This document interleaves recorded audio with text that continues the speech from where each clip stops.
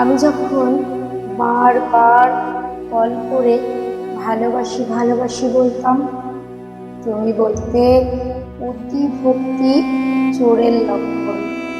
তাই আমি অতিরিক্ত কথা বলা বন্ধ করলাম।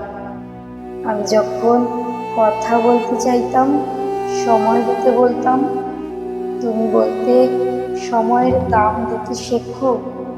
তাই আমি আবেগ কন্ট্রোল করে সময়ের দাম দিতে শিখে নিলাম। আমি যখন তোমার একটা কল বা মেসেজের জন্য দীর্ঘ অপেক্ষা করতাম, তুমি বলতে বেশি আশা ভালো না।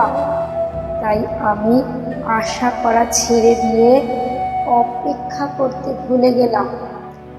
আমি যখন তোমাকে নিয়ে খারাপ স্বপ্ন দেখে সবার আগে ফোন করে তোমার খোঁজ নিতাম, তুমি ঠিক আছো কিনা।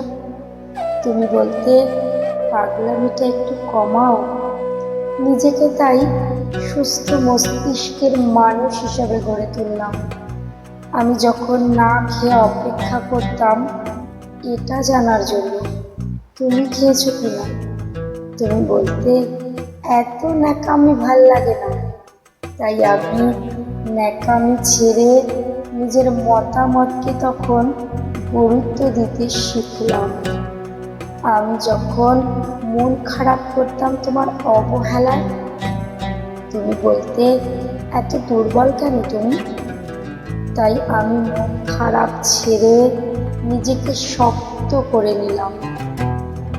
কিছুদিন পর যখন তুমি চলে যেতে চাইলে, আমি বললাম যেতে পারো, আটকাবো না। তখন তুমি বুঝতে পারলে আমি বাস্তবতা শিখে গেছি।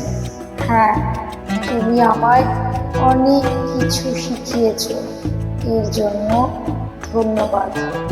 তবে তুমি হয়তো জানতে না, এই ন্যাকামিগুলোই একটা সুন্দর ভালোবাসার ইতিহাস গড়ে তোলে।